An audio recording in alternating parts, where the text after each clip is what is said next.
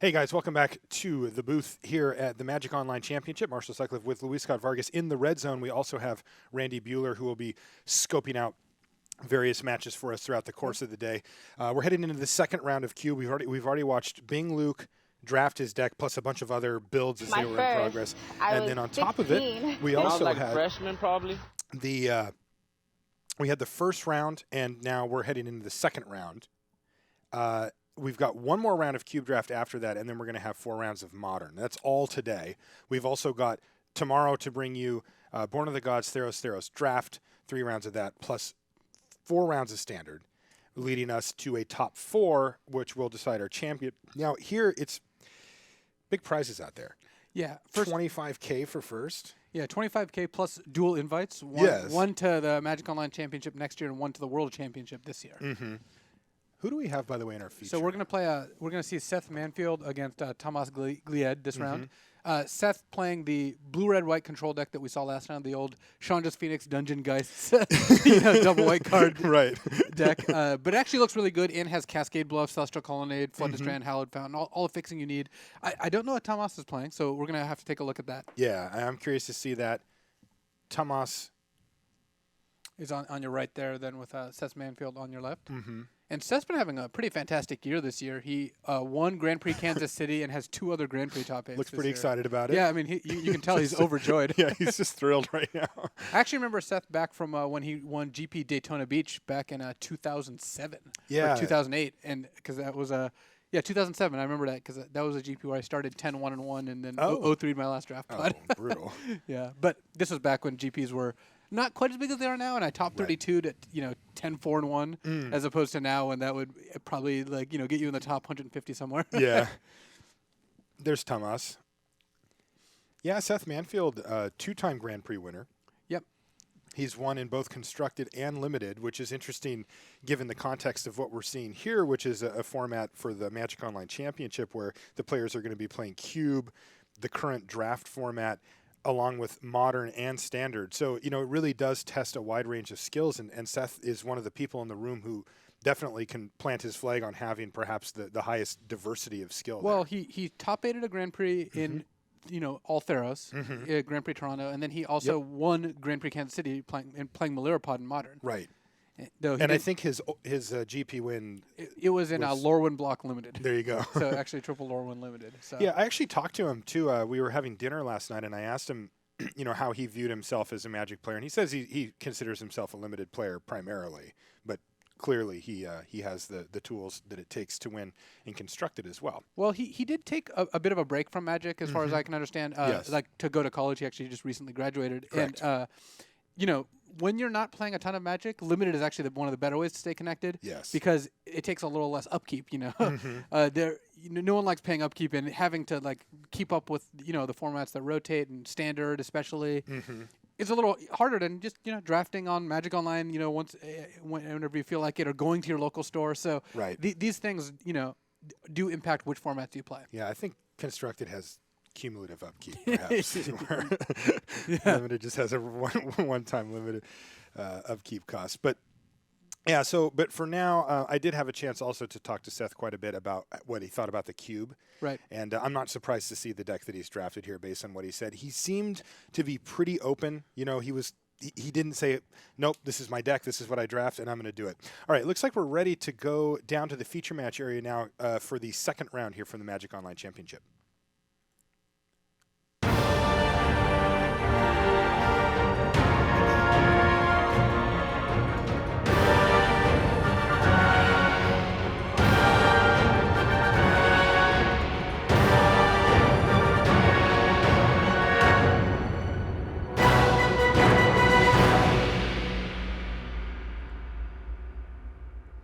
Hello and welcome to coverage of the Magic Online Championship. We're in San Francisco. Marshall Sutcliffe in the booth with Luis Scott Vargas. There is also Randy Bueller in the red zone. We've got a nice future match here. We have Seth Manfield versus Tamas Glied. Down in our feature match, take a look at Seth Manfield here. Where he looks like he forced a Chandra's Phoenix control deck is what it's the archetype he said he was going to draft coming into the cube. And by that I mean you sometimes end up with Chandra's Phoenix in your control decks. Do you though? I haven't before, but it sounds pretty sweet. It actually kind of worked in the game that we saw before, where it could be blocked and recurred to block again, and then of course eventually it can turn sideways. Yeah, and last game we actually saw Seth play against Mono Red, and the game finished on a giant Devil's play after an attack with Chandra's Phoenix. Mm-hmm. It was from the control deck, though. It was not from the Mono Red deck. Yeah. All right, looks like players have just been given the word that they're allowed to start, and once they do, we will be... Oh, there we go. And they are ready to go. All right, so we are underway here. And it looks like Seth won the die roll. We'll find out because Tamas I see Tamas is on 6 here. Well, he's mulliganing to 5, deciding whether to mulligan to 4. Looks like he's keeping his 5. Yeah, and Seth is going first. All right, so Island to kick things off for Seth Manfield. Not going to be any big fireworks early here. And the fact that Seth didn't play, Celestial Colonnade or Hallowed Fountain or Flooded Strand on turn 1 does, somewhat limit the lands he could have. Though he does have now a Windswept Heath, which I imagine he drew this turn. Right. Since with a Ravnica Duel in your deck, you want to fetch it out as soon as possible if you know that's what you want. So that you don't draw it. Well, so that you can put it into play tapped. Sure. Not have to pay any life. Right. So Tamas looks like he's on. He's obviously on some sort of green deck, but it might not be fast enough here to really keep up with Seth's control deck. Since if you don't actually pressure Seth early, he's got some good finish. He's got Tidings. That's like one of the better cards to finish the game with. So Tamas, when you mold a 5, I guess it's kind of hard to see. You have your deck really show what it's capable of to begin with, but. Tamas is just going to play a mountain, ship the turn back. Seth's going to crack that Windswept Heath. Go get something. There's a Hallowed Fountain. It is funny that you said this was one of the 2 limited formats. We're actually playing 3 constructed formats and 1 limited format because Cube is like semi-constructed. Yeah, it does. That's true. Cube, you really should be drafting archetypes. You really should be drafting synergistic decks, and the power level is actually high enough that I think actually on the limited to constructed scale, it's probably still closer to limited, but it's not that, but not by much. So right. it is kind of cool that we get to see that. As we see, Windswept Heath into Hallowed Fountain into Vendilion Click, that does not look like a limited start. This looks like the modern red, white, blue control. No kidding, it really does. This is a draw step Vendilion Click for Seth Manfield here, and you can take a look at what he's working with. Yeah, he's got a pretty full grip of, like Wake Thrasher into Face Fetters. Now, this is what he's seen, though. So this is Tamas Glied's hand here. Bloodbraid Elf, Bonfire. There's a Garruk Wildspeaker, Noble Hierarch. And it's pretty brutal that Tamas drew Noble Hierarch this turn. If he had a Noble turn earlier, then this turn he could play Garruk or Bloodbraid Elf. Instead, Seth now gets to choose which one he wants to take. Now, and Seth can also decide to take nothing. What do you think the options look like for Seth here? Well, he's certainly going to take something. My guess is Bloodbraid Elf because that's the 2-for-1. Garruk kind of is a 2-for-1 too. So actually, I would be fine taking either of the 4 drops. Seth does have a Face Fetters to shut down Garruk, but it looks like he's just going to take the Garruk to make it so he doesn't have to deal with it. Tamas drew another Mana Accelerant. He drew an Orcish Lumberjack there. So I actually kind of like to look at this deck. His hand wasn't great to start out with because he did mold a 5, but a deck with what we've seen so far, 2 1-drop accelerants and then some good threats to ramp into, is pretty good. It looks like Seth actually just took the Bonfire, not wanting to have his Vendilion Click killed by Bonfire. That's right, because Vendilion Click's going to threaten Garruk anyway. Any turn that Tamas decides to play Garruk, Vendilion Click can just start beating it down. Yeah, and I guess given that Seth has a Siege Gang Commander in hand, he does not want to deal with Bonfire later in the game. Because, we noted that Seth's a control deck, but he doesn't actually have very many counters in his deck. So Bonfire is potentially a big threat. And now that Tamas drew Orcish Lumberjack, it actually looks even better that he took the Bonfire. So he looks like he's going to go for Wake Thrasher here. Yeah, he could have also Devil's played for 1 if he felt like he wanted to take. But Tamas is at 17 still, so that doesn't make that much sense.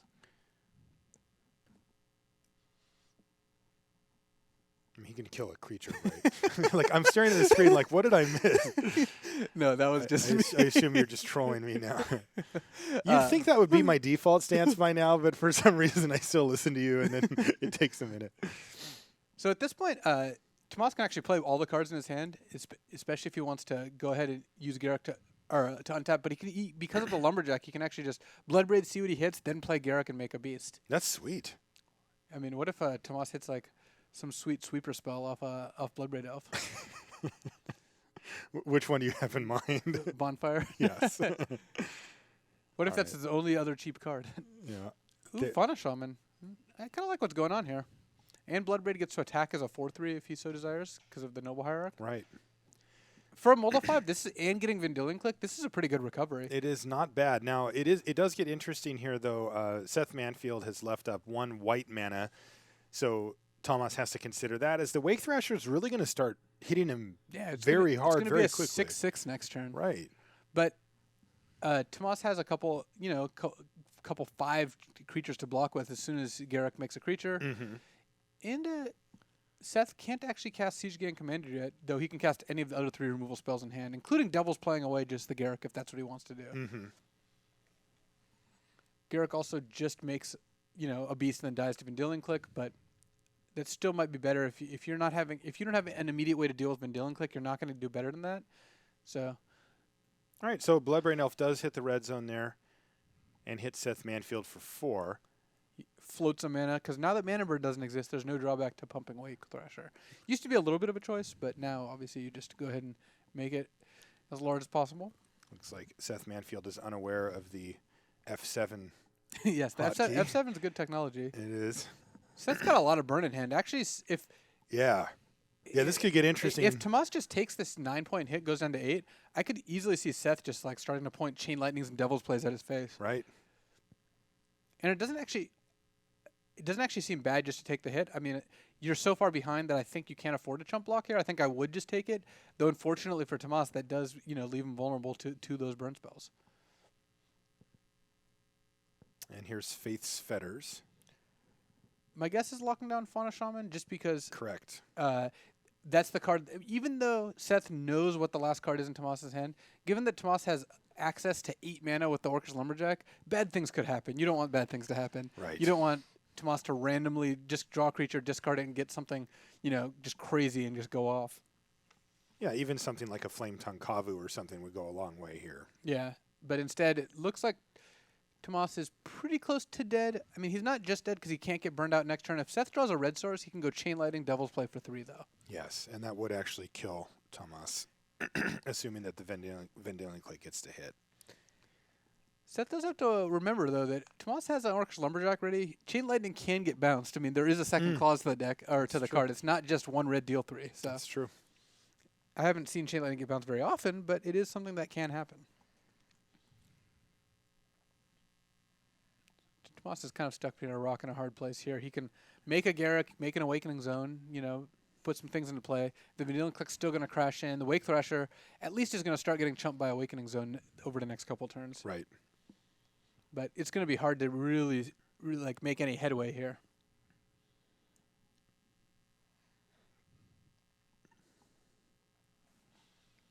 So Tamas kind of deep in the tank here. Looks like he's running the Garrick, which I think is a good start. And choosing to untap lands, this way his Garrick does not die to 1 Vendilion Click hit, at least. He could maybe tempt Seth into attacking the Garrick, and he does get to keep beating down. Unfortunately, Seth's at 19 here. Yeah, Faith's Fetters went a long way. Yeah, that basically blanked 1 whole attack from that Bloodbraid Elf. And here's Wake Thrasher getting massive again. 1, 2, 3, 4, 5 triggers go on the stack here. So still 6/6. 6/6. 7/7. 7/7 now. Even Yep. route not really what Seth's looking for. I mean, Seth actually wants to draw lands here, especially red ones. No, I think he's still in okay shape. So Seth's 2 options in terms of Vendilion Click is hit Garrick or just go ahead and hit Tamas. I think I like hitting Tamas down to 4. And it looks like Tamas even had to take a point from the Karplusan Forest there. Ah. Huh. I think I might have tapped the Noble there. I guess he's worried about... Actually, if he did that, he would have just died if the Orcish Lumberjack gets removed. So, right. Because the Orcish Lumberjack or the Noble is now going to go ahead and chump the Wake Thrasher, since not really much else you can do. And those are both coming in. Let's see if... Looks like Wake Thrasher is going to get chumped. Yeah, Wake Thrasher gets chumped by Noble Hierarch, so that hits the bin. Garrick gets knocked down to 1 by Vendilion Click. It looks like Seth is worried about Garrick going ultimate here. Yeah, getting overran. Yeah, Seth's had a lot of life, but... Oh, this is interesting. It does look like he's got that Chain Lightning queued Ooh, I up. wonder if Tamas is going to sack a forest in response. Because if he does, then Tamas does get to bounce that Chain Lightning back onto Vendilion Click, which he definitely wants to do. Which is big. You would trade a forest for Vendilion Click for Right, his heartbeat here. because he's going to have the Awakening Zone going, which is basically going to nullify Wake Thrasher as long as it's there. Yeah, so I think Tamas is thinking. This is actually a big if yeah, I mean this is a kind of weird interaction, but it is he really needs to go for it here. It's pretty important. Well, actually, yeah, I guess that so it deals damage to a player, Chain Lightning, and then even if it gets redirected onto a Planeswalker, it still ends up being something you can pay then to redirect back. Okay, so he gets to pay in any case. Yeah, Tamas, I think that might have been what he was trying to figure out, but figuring out whether it works, even though you're redirecting the damage, and I believe it still does, because the damage is redirected. The player still, got hit by the Chain Lightning. Right. He did activate his Lumberjack in any case here. He's got 3 mana in his mana pool. He's going to call a judge. So we actually have level 5 Judge Toby Elliott here. Yeah. So it's pretty nice. The players with such a small field, you just say judge, and then Toby Elliott comes running over to answer your question for you. So I think you're exactly right, Luis. And Tamas wants to double check that this is going to work the way he wants it to. Yeah. I mean, it's worth checking out. If I were in his spot too, I would also ask just to make sure. We've even got Mike Turr in there. Mm-hmm. But it is something that as far as my reading of the card goes, I'm pretty sure it works. But I think so too. right. And I believe that a copy just went on the stack. Tamas here. is now choosing the target, and I imagine it's going to be Vendilion Click. It is indeed Vendilion Click. And we've got ourselves a kind of interesting game now. So. Yeah, this is great. He mulled a 5, right? Yeah. That was still this game. So Seth did get hit by the dual Chain Lightning redirect, which is going to make things interesting. Though Tamas is now down to taking pain every time he wants to cast a green spell. And Seth has an X spell in hand, and Blood Red Elf is about to get Narcolepsy here. So we've got, Tamas still has a ways to go here. He has to draw a lot better than Seth does to get out of this. Okay. Like, Seth is, I think, probably going to win if he just draws lands or good spells, whereas Tamas needs a correct sequence of spells in the right order. Right. Got some triggers here. I mean, the cube is full of powerful cards. Tamas could play something pretty cool here. He could play like a Thundermaw Hellkite or something. The cards like that do exist. Though I guess Seth played against Thundermaw Hellkite last round, so that card specifically won't be coming out. But Tamas finds Wooded Foothills here. It's not high on the list of things that you want. But he's going to battle for 1.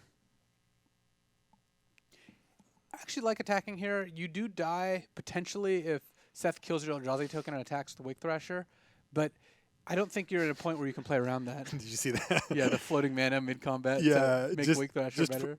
It makes the Wake Thrasher better, but it also just puts the fear in Tamas. Oh, you got me. But yeah, I like attacking there. I mean, even though, you're putting yourself at risk to losing to removal, I think Tamas is so far behind that he's potentially going to lose that anyway. And, well, looks like instead of removal, we've got Elspeth.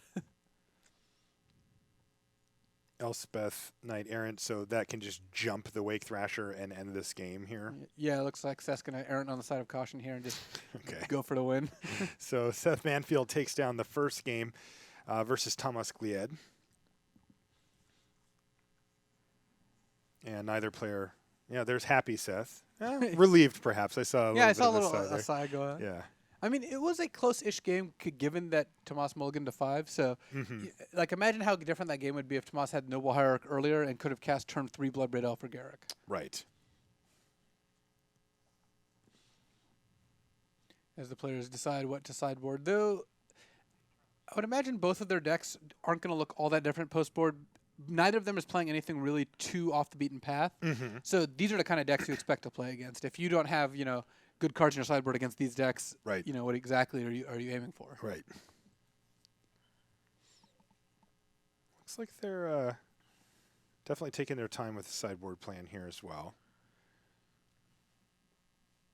Especially a deck like Seth Manfield's tends to have a lot of options out of the board. You can shift the deck to a little bit more aggressive. You'll have a lot of more specific pinpoint type answers. The green-red deck, usually less so.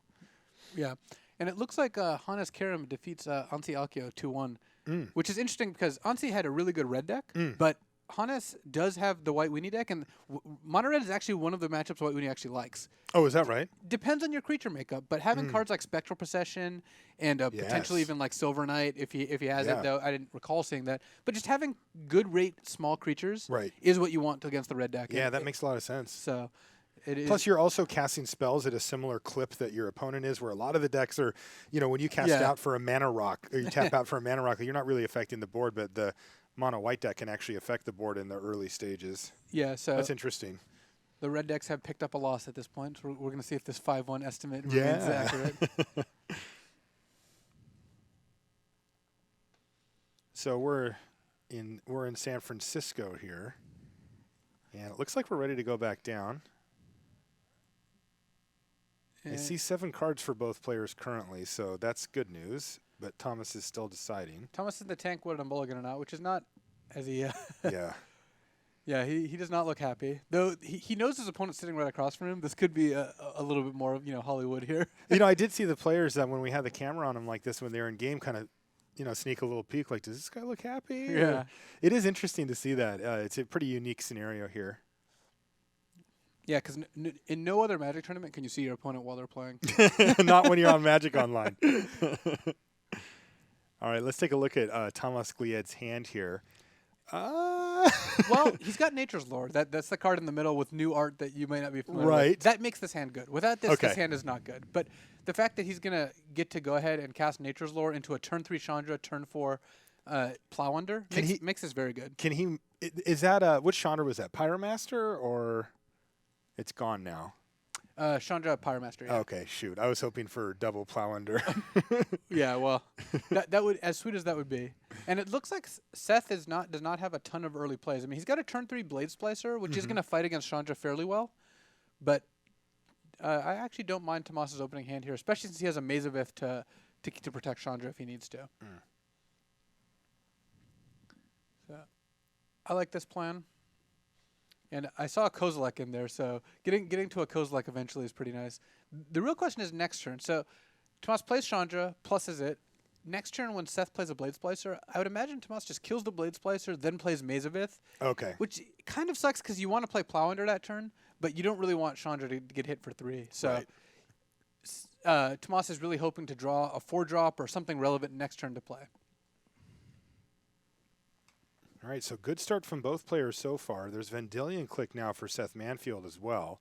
And the drawing of Vendilion Click does change his play here. So he's going to go ahead and just pass so he can play end of turn Vendilion Click and attack the Chandra. Yeah, he doesn't want to expose Vendilion Click to Chandra, so he's not going to draw step it or do it anything other. I would imagine early. not, no. Yep. He did it draw step before, but of course. With the Chandra in play, that's different. Circumstances are different here. So and Tamas is going to. He zeroed the Chandra. Right. Because there's no good targets for it. And then. It was Noble Hierarch that was revealed. Which is actually a decent hit. Tamas has got to be suspicious here. I mean, he knows that Vendilion Click's in Seth's deck. I could see the heads-up play being to just cast Noble, play a Maze of Ith, and pass, protect yourself against Vendilion. Though it is tempting to want to just cast Plow Under while Seth's only got 3 lands in play. So this is a tough turn. The fact that you get a bonus Noble Hierarch by going that route is kind of nice. And if you were planning on casting Plow Under and zeroing the Chandra, I kind of like just plussing it if your plan is to cast Plow Under. If your plan is to play Maze of Ith, of course, zeroing it makes a lot more sense. Though you could hit a land on the 0, so it's close.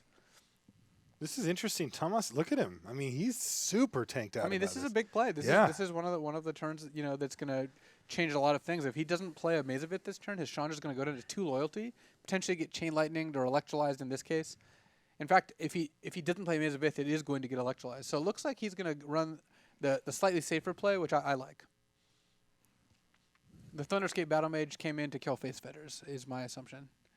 I don't know if Tamas can produce black mana to make it Seth discard cards, but even just killing Face Fetters is a nice play. It can be a really big swing. You kill a face fetters on a planeswalker, and then, get cracking. Right. We have a judge call here from Seth Manfield as well, so. Interesting. I wonder what he's curious about. So Seth, assuming he casts Mandillion Click here, because it doesn't look like he has a ton else to cast. It looks like he could electrolyze the Noble Hierarch and then Chandra for one, because the Vendilion doesn't do anything against Mazavith, so maybe that's even better. The real question is, does he have a way to get red mana off a Flooded Strand? Right. I don't know if he has a Steam Vents or a Volcanic Island. I don't recall seeing those. those either. He might actually be asking that too. Okay, can I look at my deck list really quick? Because, if he doesn't and he cracks that, he could be in pretty bad shape. So, yeah, so I'm going to go ahead and take a look at his deck list, actually. Okay. So just to verify. So it does not look to me like... No, he cannot get red mana off this fetch land. His red lands are Cascade Bluffs, which is not fetchable. So okay. He's unfortunately so not... So now what does he do? Does he still run out the Vendilion Click, even if he knows it's just going to die to Chandra next turn? That is pretty mediocre. Yeah. It's just that was his plan. He doesn't have anything else to do with his mana. Yeah, I think that it's reasonable. You can also cycle one of your own cards if you want. Like you can cycle Route away, because Seth's hand is actually pretty bad given that he doesn't have access to red mana. So I actually like... Siege Gang's way off from being I could see caster. cycling Siege Gang too. Getting rid of something just so you don't get locked out by Chandra here. Chandra plus Mazavith is doing some damage. All right, he drew a Path to Exile. He did cycle away the Siege Gang commander. I actually think that Seth, first of all, he's going to attack because you might as well just right. to test Tamas's activation. The Mize check, yeah. All right, got there. I actually like pathing away Vendilion if it gets pinged by Chandra. To get a red mana? Yeah, to get a mountain. You've got Route in your hand if Tamas plays something else. You have a bunch of other removal spells. I think pathing away Click makes sense. Okay. Here's Blade Splicer for Seth Manfield. So he's starting to build out his board so he can start pressuring Chandra eventually here. Yeah. It's getting there, and Tamas doesn't actually have a lot going on except the Chandra, so I think once Seth gets red mana online, he's actually going to be in okay shape. Chandra is going to be a problem this game, though. Mazavith plus Chandra is pretty hard to get around. It'll be now, are we going to see just Plow Under here from Tamas? Is that the plan? What Tamas would much rather do, I think, is use Chandra first. But I guess, let's see. So if you cast Plow Under first, the advantage to that is if Seth paths away Vendilion Click. Actually, I like Plow Undering first because that way Seth has to just cast Path. It's not that Tamas knows Seth has Path in hand, but you play around whatever instant he has. You just make him tap his mana now, right. And then you can use Chandra afterwards. So that actually kills bonus things. It does get interesting if he puts him on Path specifically and figures that out, because then we're talking shuffles as well here, so the sequencing matters. You also do, I think, want Seth to shuffle away his lands. Right. So, Seth does not have enough lands that he really is happy about doing that. So, yeah, Seth's going to tap his Hallowed Fountain. Tamas did not put Halimar Depths back, which I like too, since you don't want to give Seth another opportunity to use it. And then because Seth floated mana, Tamas is just going to pass here. I don't think you want to use Chandra while Seth has mana floating. Yeah, interestingly here now, Seth is, if he wants to make that play, he's forced to shuffle away those lands to get, assuming a red mana source. But that also lets Chandra now kill Blade Splicer. Let's see what this is targeting. Yeah, he's going to path his own Blade Splicer, then Chandra's going to kill Vendilion Click. Okay. But either way, he's they losing both. Yeah. And then Chandra's going to be hard to kill with bolts. Tamas is going to be able to put it to 6 after he kills Vendilion Click, and then Seth can electrolyze it in the Noble Hierarch and the Chandra for 1, or the Chandra for 2, and then Chain Lightning it. But Chandra actually outpaces all those things. That's interesting. Tamas Glied's put himself in a sweet spot here. Oh, wow. That was a brutal draw for Tamas. Celestial Purge? Yeah, could just kill the Chandra. Nasty. All right, well, we've got ourselves much more of a game now, because it looked like Chandra's going to run away with the game for Tamas, but Seth now is going to be able to just kill the Chandra, and then even though Seth's only on 3 lands and Tamas is on 1 million, Tamas only has a Kozilek and a Thunderscape Battle Mage in hand. So it looks like Seth Manfield doesn't care much about Noble Hierarch here. He tapped his red mana, so he's not going to be Chain Lightning that. Yeah, I don't like using Chain Lightning on the Hierarch.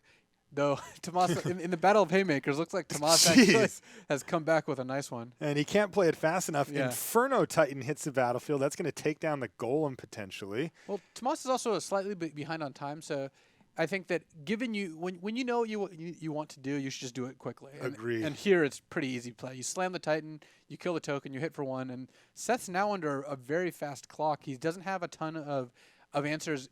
Route costs 5 mana, and he's only on 3 because 2 of the lands got shuffled away by Plowunder into Path. That's right, and he still hasn't drawn another land since then. Is his turn? He's going to have to main phase Electrolyze here just to try to draw a land. Try to hit a land. Because he needs to hit 2 lands in a row to kill the Titan. Yeah, Titan's a 2-turn clock. And as is, Seth's going to take 12 here. So there's 1 land, but the other land has to be a Plains. All right, so we're going to have a close one down the stretch here. Seth Manfield desperately digging for more mana. He's under a ton of pressure here. He only has colorless mana, so Tamas knows exactly what his plan is. He's just going to hit him for the full amount.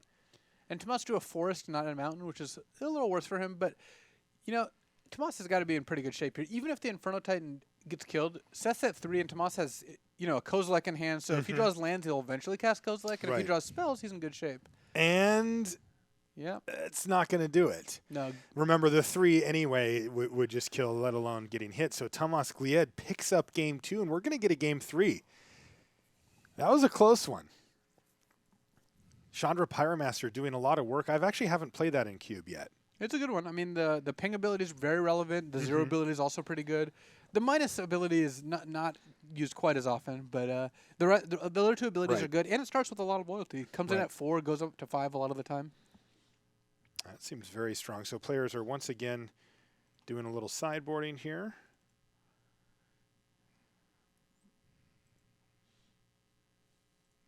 As they both get a little more information. And Seth's got to be a little less happy with cards like Route, given that Tamas has multiple Planeswalkers, Plowunder. He's not really a red-green beatdown. He's a ramp deck. I actually like the look of Tamas's deck here. He's got good cards to ramp into, and he's got good ramp spells. He's got Nature's Lore, Noble Hierarch, Orcish Lumberjack is actually a nice one with Kozilek in your deck. Yes. And he's got some good high-end cards, and he's got Planeswalkers, which are among the cheaper cards to ramp to that are also very effective. Right. It was interesting how that game actually played out. I mean, if I sat you down and said, okay, red, white, blue, control-ish build playing against green, red, green, red was very much the control. Played the control route after he hit Chandra Pyromaster, protected it for the duration of that game. Yeah, I mean, Seth's the one with burn spells and 1 toughness creatures, and yeah. Tamas is the one hiding behind Maze of Ith and Chandra. Yeah. Though that Celestial Purge was nice. So. It was. That was that gave him a shot. Unfortunately, it wasn't quite enough. All right, so I'm told the game is underway, and it is. All right, so both players sitting on 7 here currently, but deciding whether they want to mulligan. This is about as bad as an opening hand you can get, then still want to keep it. I mean, I wouldn't be surprised if Seth mulliganed this, but it is, it's got Celestial Purge and Route as decent spells, and you have Halimar Depths to try to find something else. So I wonder how many shuffle effects he has as well. If you can Halimar Depth up the shuffle effect, maybe get rid of something. So I like Tamas's mulligan there. He actually just quickly mulliganed away Bloodbraid Elf, Primal Command, and Kozilek, which is just not a good hand. I mean, it's just too slow. So this hand's much better. Tamas has a Green Sun Zenith. He can go ahead and get Noble Hierarch with on turn 2. So that was a good aggressive mulligan by Tamas there. And he's also got a Lotus Cobra, so he can actually just play that on turn 2 and then cast a larger Green Sun Zenith. So this looks pretty decent. I mean, Tamas can't be too happy that his Lotus Cobra is very vulnerable to Electrolyze and Chain Lightning and Arc Trail and that sort of thing. But Seth right now does not have a ton going on. I mean, if he misses on Halimar Depths, it's going to be a painful couple turns.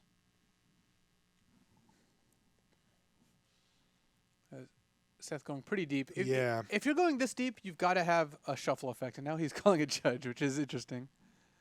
Halimar Depths, Judge. Yeah. Haven't seen that one. Judge, I do not like the top 3 cards of my deck. What can I do about right. this? Well, what are my options, Toby? Is it too late to mulligan? So, if Seth doesn't have a shuffle effect, there's not a ton he can do here. But if he does have a shuffle effect, which could certainly be the case, he's trying to figure out what order he wants in to see which of these cards he wants to draw. And it looks like Tamas drew a Noble Hierarch. Wow. So that's going to potentially open up a lot of cards in his hand. Though. Not currently. Yeah, Seth has a has Arc Trail, and he's slow rolling it. This could be really brutal for Tamas here. Yes. And the fact that Seth hit Arc Trail and then Tamas is going to play his Lotus Cobra into it is going to be really tough for him to come back from this.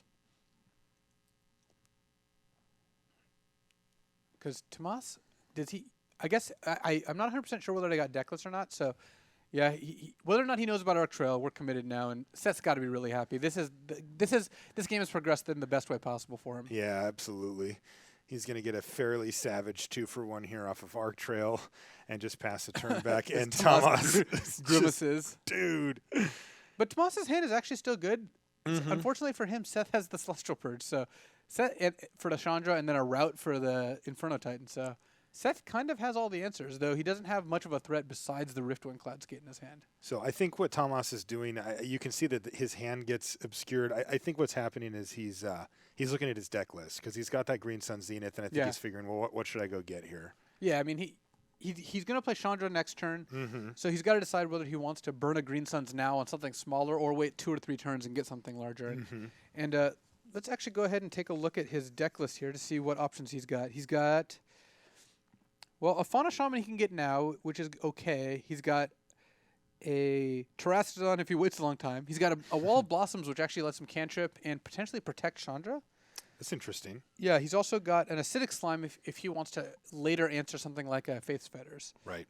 And he's got a Bloodbraid Elf, which he's very clearly not going to get because that does not cascade. So he's got a couple decent options. He's doing it for 2 right now.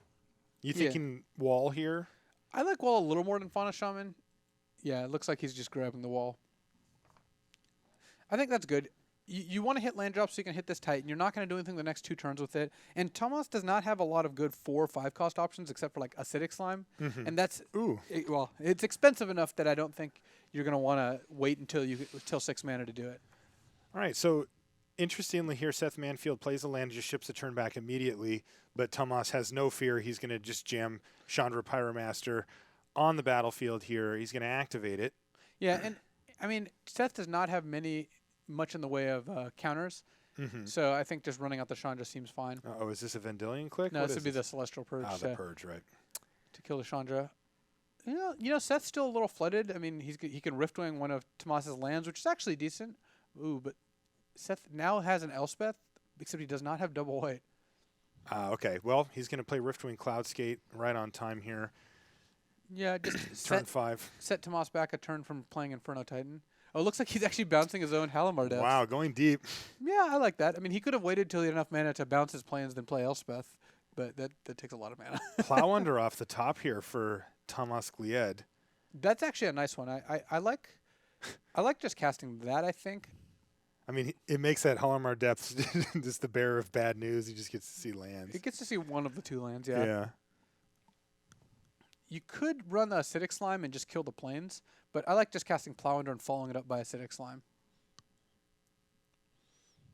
How come you like doing one first? Well, Plow Under reduces Seth's mana by 2, and also, again, you know, Seth hasn't really been playing much, so this makes it so he can't top deck something good next turn. Okay. Also, Slime can kill Face Fetters, so if you cast Plow Under and draw land, you cast Inferno Titan, then you want to save Slime for a potential Face Fetters on the Inferno Titan. Gotcha. More versatile later. Yeah. All right, here's Plow Under, and it is going to target... Correctly reducing Seth down to just the 2 mountains in play. Just has mono red deck now.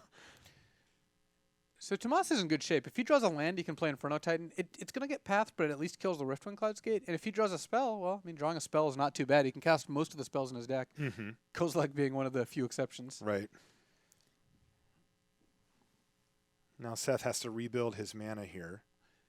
There have been setbacks. And Seth not playing the Halimar Depths. It's interesting. Yeah, that's interesting. He knows that there's 1 land on top. I guess he wants to just draw that land before playing it to see more cards. Okay. I kind of like just playing Bloodbraid Elf here.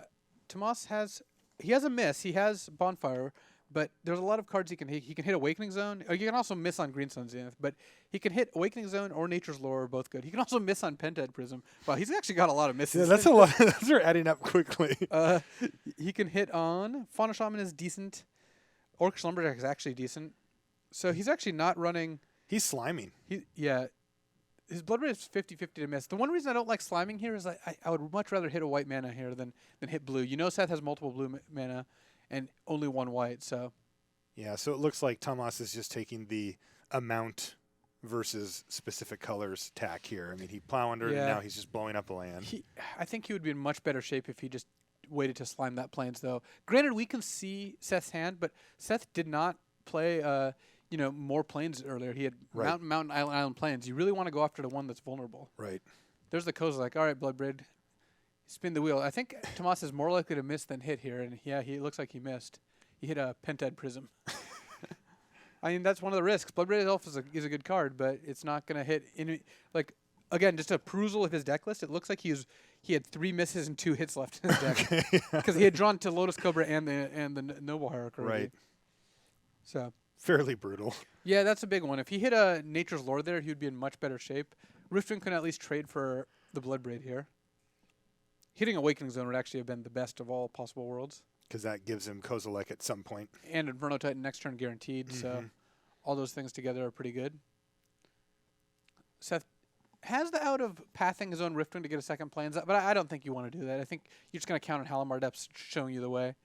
Seth could miss pretty badly here, though. Drawing the Blade Splicer actually reduces the chances of that, since now, worst comes to worst, you path one of your own guys.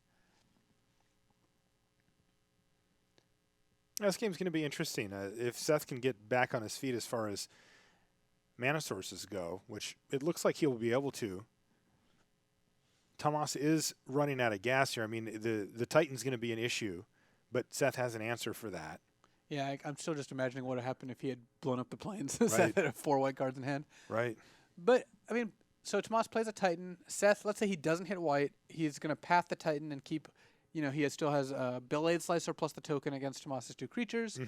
The fact that Tamas has Kozilek, actually I like for Tamas, because it means that eventually he's going to hit up to 10 lands. Seth's not killing him very quickly. Right. And, eventually Kozilek-ing does mean that he'll not run out of gas. I mean, there's a limit to how flooded he can get. Right. He can get stuck at 8 or 9 mana for a while, but eventually he will hit 10, and eventually he will cast Kozilek.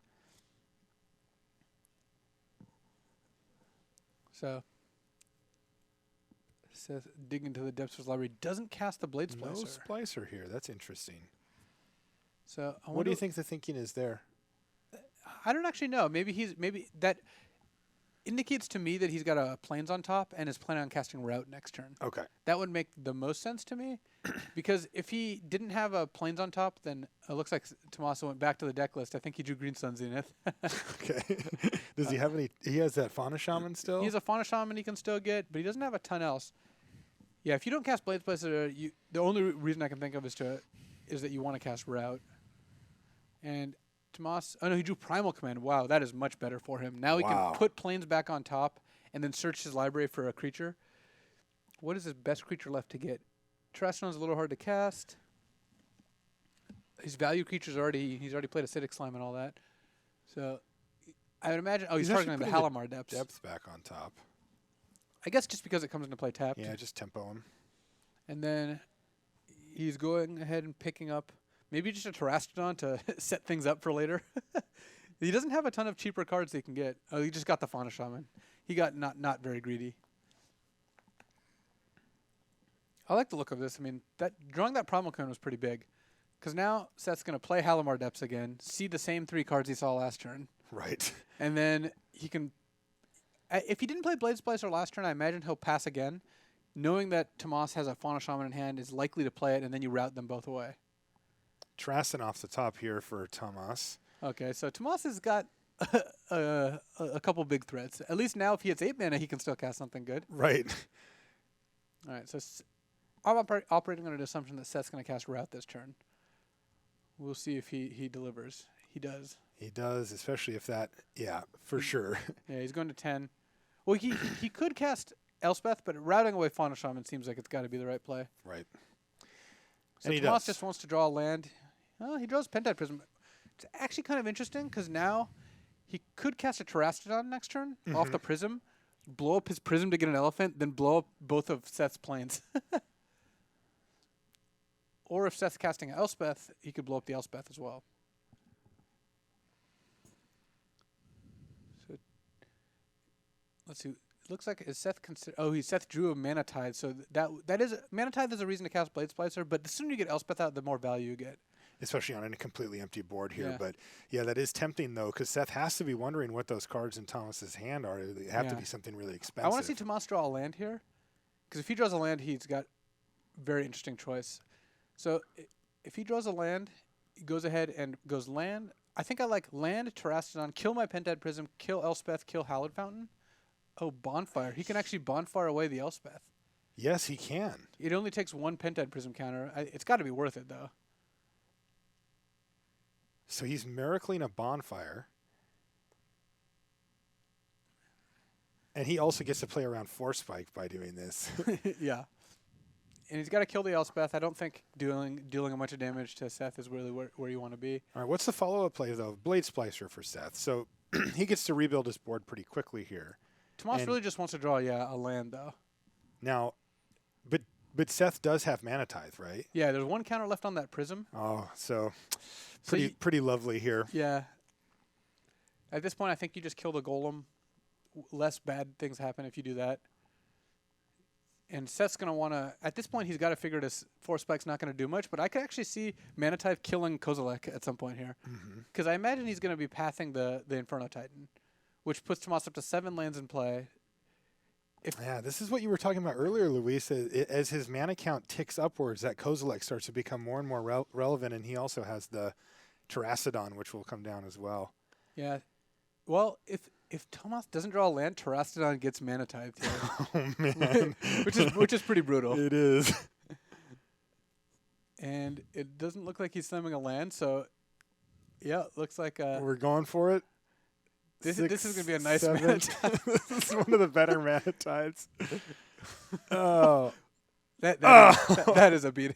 You look at Tamas. Oh, I feel bad for him. He sort of paused and then put his hand on his head. The only upside is that he drew a spell this turn. So he's got a spell in hand, and Seth has nothing going on. Seth, is hitting for 1 a turn. Right. And Tamas has... Yeah, Tamas is... Chandra the Firebrand here. Yeah, not much else you can do just to plus that, play Maze of Ith. I mean, Tamas actually has inevitability here. He's got Chandra, he's got 7 lands, he's got a Kozilek. Seth's really not doing a ton. So... Faith's Fetters, though, is going to at least keep the Chandra plan at bay here. Ooh, Lumberjack? That was actually an insane draw. Yeah, it was. Tamas is actually going to get to go pretty deep next turn. Kozilek is not going to get Mana Tithes because we already went through that. Seth Manfield's on 1 card left. Yeah, I mean, you just go for the Kozilek here. Yeah, it's... I like saying that, by the way, because that means something sweet's going to happen. When do you not just go for the Kozilek? Right. So draw 4 goes on the stack. That happens either way. And he sees, well, not a great 4 actually just here. all nonsense, but he's got a Kozilek in play. Right. I mean, Seth could just die to Kozilek. That would be very easy to have that happen. Right. Now, remember, Kozilek is going to get locked down by Dungeon Geist now. Wow, this is some nice back and forth. This is definitely getting interesting, especially considering that Tamas basically bricked on his 4 draw steps there from the... wow, and he hits nothing here either. Yeah, Tamas does not have... He has 9 cards left in his deck, but... I think he has 5... Yeah, so he's got 9 cards. He's going to take 1 out here. Well... so that's 8. He can't get decked as long as Green Sun Zenith in his deck. Right. And he does have a Thunderscape Battle Mage that can blow up Faith Fetters on Chandra, which lets him then ping Dungeon Geist and cast Pyroclasm. And Pyroclasm, sure. And he's got Maze of Ith, so he's not dying. And if he can kill Kozilek, he can reshuffle his whole library. Also, he can just start attacking with Lumberjack, too, right? Yeah. Does he even have any Green Sun targets left? I actually think he might just be out. But he can still just cast it, fail to find, right. and get the shuffle. He doesn't want to do that now, but it is something that he should keep in mind. Now, remember, he's also on 4 minutes and 40 seconds. We're playing on Magic Online, where the clock is unforgiving. Yeah, and he's attacking Lumberjack into Dungeon Geist, which I think is good. Yes. Because he's threatening the Pyroclasm. Seth just took it. An uncastable Chain Lightning because Tamas can bounce it. Right. So Tamas really just looking for the Thunderscape Battle Mage here. This has been a sweet game. There's a land off the top for Tamas. I think, the play is land, hit with the Orcish Lumberjack, pass. What else does he have left? He has a Pattern Rebirth that doesn't get anything. He's got a Sneak Attack which doesn't do anything. Oh, no. He's got a Molten Tail Masticore, which would almost just end the game because he's got so much mana in play. We don't know what he sided out, so it's possible he's missing one of these cards. And there it is. Seth Manfield did block, and that's going to unlock Kozilek potentially for next turn, depending on what Seth has. Remember, Kozilek's not. It looks like Tamas is going to play his Zenith here. Yeah, just to get nothing, just to add a card to his deck. Right. At this point, he's just worried about being decked, since he already he cast his spells, he did his thing. So Seth didn't have an answer to Kozilek yet. No, he hasn't yet. Remember, Kozilek is destructible. That's not Ulamog, but still, you need something. Yeah, I mean, it's getting to attack, so yeah. annihilating is happening. It looks like Seth's got one draw step left. He's going to go down to 3, and again, eventually Tamas is going to draw Thunderscape, Battle Mage, or Molten Tail Mastercar. Thunderscape freeing the face fetters off the Chandra. Molten Tail just doming Seth for 1,000,000 damage because like that turn, right? Yeah, he gets to play it and activate it probably twice, depending on how many Awakening Zone tokens he has. Yeah. Also, Seth's at 1, and that's going to do it. Tamas Glied picks up the match there. Whew, that was a good one. Yeah, that was pretty brutal. Seth really needed to draw Celestial Colonnade much earlier. All right. So I hear that Randy's got some updates for us over in the red zone. I do. Lots and lots going on this round. Some fun stuff. I want to start with the match between Andre Strosky and Rune Anderson. We haven't really gotten a good look at Rune's deck left, but it's got some sauce in it. So let's go down to this replay. And you'll see that Andre has led off with a Step Links. I'll just kind of step through what's going on. That's Rofalos. And Garrick. Garrick does get Face Feathers, but Sneak Attack comes down for Andre. And Survival of the Fittest. So let's see what happens here. All right, Ethereal Angel, but Survival, Muldrifter to the yard, and who's coming out? Kozilek. Wow. Through the Sneak Attack, annihilating Andre's board. Hey, he has 2 permanents still. I don't see the problem. Jeez. Yeah, Angel just has to trade with the elephant. And now we're on the Rofellos beatdown. Gonna get the job done. Oh, by the way, there's also still a survival in play, and that was Sundering Titan that ended that game. Wow. So, nice deck, right? Great stuff. Now let's watch. Let me find the other match of that. Sorry, I'll find it. Lots of replays ready. So, same start for Andre, right? He goes Tundra into Step Links this time. I think I'll just hit play rather than skip through the turns. Thalia, good start for the White Weenie player, right? Oh, but there's the Rofalos again. Rofalos is very powerful. This is one of those cards we didn't really talk about. Luis was talking about the green ramp deck. The one time I've had success with the green ramp deck has been when I got an early Rofalos. If you go, heavy green, maybe even mono green, Rofalos is just crazy in terms of the amount of mana you can see. And you can see that Andre's board is 3 forests in a breeding pool, 4 forests in a breeding pool, Thran Dynamo. Let's just hard cast Terastodon. Jeez. How does that feel? Rofellos taps for 5 here. Yeah, Rofellos is was one of the best cards for this deck. I mean, it's the reason to play mono green ramp. Wow. Yeah, Garrick's gone away. Oh, how about we'll hard cast Kozilek also? Jeez. This time, Kozilek the hard way, right? He actually paid mana for it, but yeah, Rofellos powering out Terastodon and Kozilek. So Sneak Attack and Rofellos, giant fatties. That has gotten Rune Anderson to 2-0. He won his first match as well. Here he takes down Andre Strasky 2-0, so Rune moves nicely to 2-0. The other matches I've got in here, here's, let's see. I'll find you another good one. We've been talking about the mono red deck, and I did want to follow up on some of that. Andrew Cuneo has been giving both LSV and I some guff on Twitter. Andrew thinks the mono red deck is below average, never actually the right deck. Well, David Kaufman disagrees. He played Corey Lack this round. We can go down and watch what mono red is capable of doing. Spike Shot. Let's just let this game decide it. This is the one? This is it. Yeah, Searing Blood, your turn 1 Llanowar Elf, that's not bad. Well, this is the 0-1 bracket. To be fair, this is the 0-1 bracket. So fair. Well, I'm still letting this decide it. This is obviously not scientific. Yeah, played a GOP. I demand peer review. Hell Rider. Some triggers. Okay, Eternal Witness is going to get in the way. I'll let Ken. Sower of Temptation, right? This starts to look like maybe. No, of Relying course. on Sower against a red deck is always a tenuous proposition. Precisely. It did tap Hellrider, though.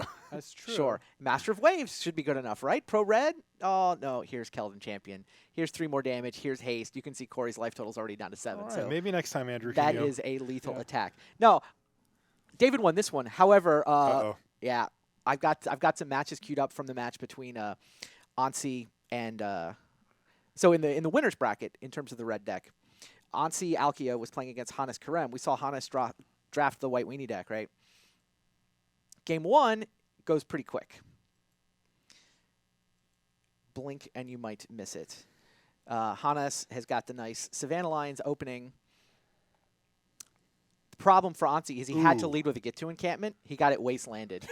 And he's got forests in his mono red deck. We heard Luis complain about this. Yeah, putting forests in your mono red deck means that sometimes this will happen. Yeah. So yeah, Sulfuric Vortex. He's just discarding. I mean, I'll let this play because it's only going to take another turn. But so Ansi loses this game. This is again the winners bracket. Hannes got the win with the white weenie deck. So game 2. This is to see if we said 5-1, right? So if the red loses this, then our prediction is in trouble, right? We'll queue up game 2. And I'm ready to hit play on that one. Game 2, a more interesting game. No 1-drop, though. Savannah Lines every time. Ooh. How's that for a 2-drop, though? Yeah, Shrine of Burning Rage is the best 2-drop you can have. Yeah, I don't think there is a better card for this deck than Shrine of Burning Rage. He gets his Ash Zealot Mana Tithe, so Hannes is definitely... I mean, his white weenie deck is capable of fighting here. I mean, his curve is similar. Right. So he's able to sort of play card for card. Phoenix comes down, counter onto the Shrine, flying. But Celestial Flare, again, Hannes is able to kind of react and keep chipping away with Savannah Line. And now Ajani joins the fray. Lion Fight. Magma Jet's going to take out Savannah Line. Lightning Mauler comes down. With no friend. By the way, that Shrine's at 8. Yeah. TikTok. Yeah, that's what tends to happen. That's why that's so ridiculous. Like, you just play this fair game where you're just, like, trading cards. I don't know if Siege Gang Commander counts as a fair game, but I guess Imposing Sovereign did turn off the haste with Lightning Mauler ability there. But, yeah, I mean, you play the red deck, and you can kind of trade card for card. Even if they've got the ability to react to stuff, all of a sudden you're just, like, smash 1,000,000 damage off the Shrine. And, yeah, he actually cleared a blocker there and went over to attack Ajani. I think and he now did follows up with Tanglewire. I think he did like 12 to Imposing Sovereign with the Shrine there. He did. And Tanglewire, too. Yeah, so Heliod is out for Hannes, but this is where the red deck doesn't take very long to close the deal. How do you feel about 6 Hellrider triggers? Fairly confident. Seems gratuitous, but but it works. So all right, so that is game 2. Now let's see who wins the match. Let's go to game 3. I will cue that one up. Game 3 is. This is a real slugfest here. Yeah, no, these are both good decks. I like both of these decks. All right, so game 3, Hannes on the play with the white weenie deck. Where does Savannah Lines go? I thought he was supposed to have one every game. Right, I thought that was just a given.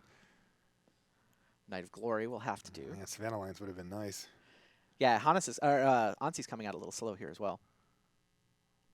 Wasteland, too. Oof. Doesn't use it, though.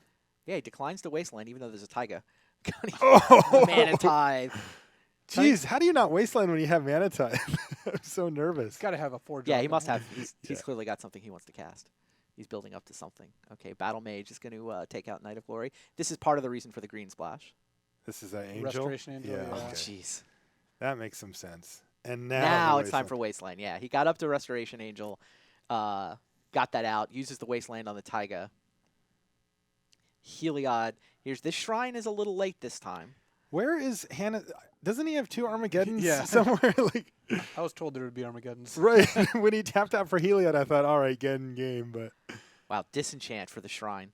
That's a nice one. that is nice. This Hannes Karem White Weenie deck, we did not have White Weenie pegged as one of the archetypes you're supposed to go get, but Right. here's Hannes Karem.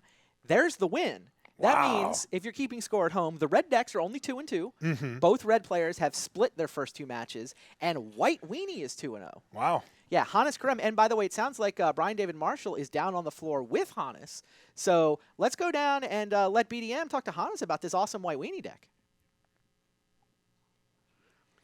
Hi, everybody. Brian David Marshall here at the Magic Online Championships. I'm with Worlds 2008 top 8 competitor Hannes Karem. Hannes, we just watched you a replay of you playing against Anssi Alkio, and as I was sort of relaying what was going on to you about the booth sort of cackling about your Manitide, you identified that as a pretty important card for you, right? Yeah, it's white doesn't have really that much disruption against the opponent, and there are only a few cards, and white really and this mana type really works in there. What are the other 2 cards you wanted there? I mean, I would like to have a strip mine or wasteland to slow him down, and while I play my 1-drops. So second turn wasteland would be pretty good usually. So like Meatloaf said, 2 out of 3 ain't bad. Well, others want those wastelands and strip mines also, so the fact that I actually got one was pretty good. Okay, so now is White Weenie something that you're looking to do in this draft? I know it's something you're familiar with and constructed, but is that something you're looking to do in this cube? Well, I want to be like one mono color, like preferably mono black or mono white, and well, it happened to be white this time, and because I think that you can't really play more than 2 colors in a competitive tournament. You can do it if you're like having fun or something and want to win in a crazy way, but you're just screwing up yourself. Okay, a lot of people were talking about mono red coming into this cube draft. How do you feel about that as one of the options? Well, I would want to be it, but anyway, everyone is already mono red, so I don't want to like jump in. Mono white and mono black are like always open, so I prefer to be one of them. Okay, so I have to ask you about a different monocolored strategy in Limited. You have played a lot of mono green over the course of your history on Magic Online, and you have 377 Timbermore larvas in your collection. Yeah, I really liked that card, and I picked it over Vampire Nighthawk so many times in Syndicate Limited, and was just mono green, and it worked quite well. So did you ever try to play that in Constructed? Did you ever try to squeeze it into a 60? It's 1 mana too expensive for that. But perfect for Limited. And just in case you're wondering, Hannes has over almost 23,000 matches on Magic Online played with a nice healthy winning percentage too, which is very impressive. Well, I'm bored, I guess, a lot, and also like it gives me some amount of income from time to time if I'm really short, and so yeah. Okay, so we're about to get ready. You have a match. Let's see if you can go 3-0 in the cube, 2-0 with White Weenie for Hannes Karem. This is Brian David Marshall sending it back to the booth.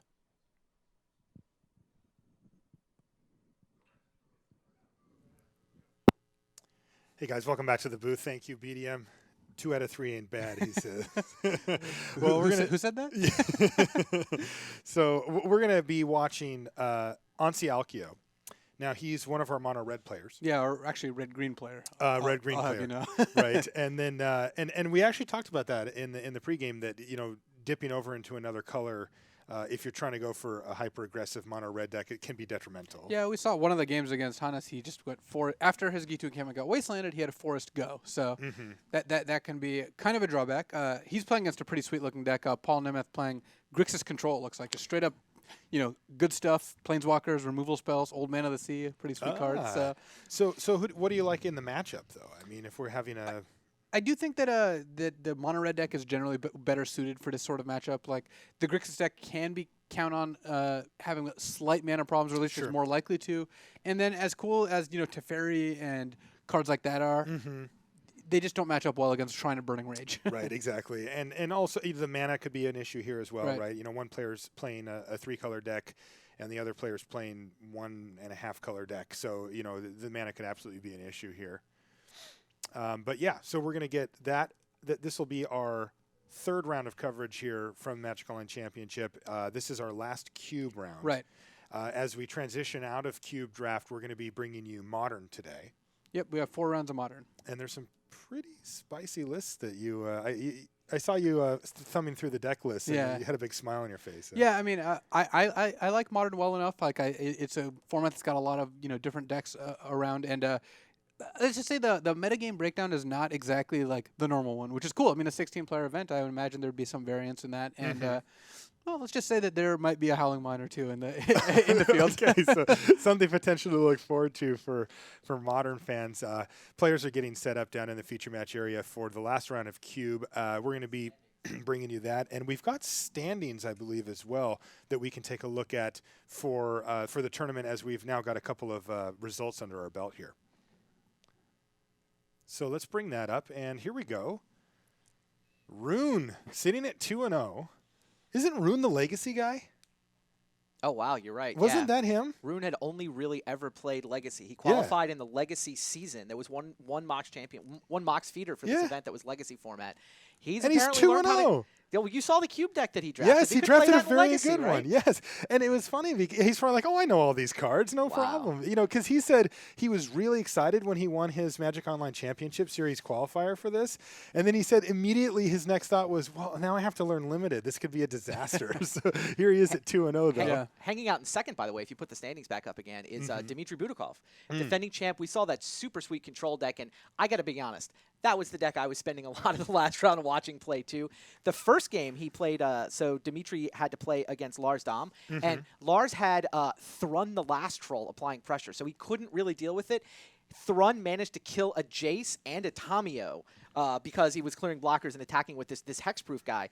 But Dmitry was able to martial coup, swept the board, and won that match anyway. It went 3, but yeah, Dmitry Budakov with the super sweet blue-white control deck sitting at 2-0 as well. All right, so players are just about set. They are sitting at their computer, and once they once they start their match, we are going to be able to watch Ansi Alkio, who, by the way, very strong finish at the last Pro Tour. He was in the top 8. Yeah, I actually remember watching him play against a bunch of Vidalcan Shackles as Shiti and Lee tried to shackle out his twin deck, but Ansi managed to get out of that, which was pretty impressive. And Paul Nemeth also has Vidalcan Shackles, so we'll see if... Oh, really? Yeah, we'll see how his matchup against Vidalcan Shackles is. We'll see if he leaves his tapped or untapped as we move through. So that'll be interesting as well. But Vidalcan Shackles versus Mono Red? I mean, in general, that's not the card you want against Mono Red, but if you get it out early enough, it is powerful. All right, it looks like we're ready to go down to the feature match area right now for Ansi Alkio versus Paul Nemeth.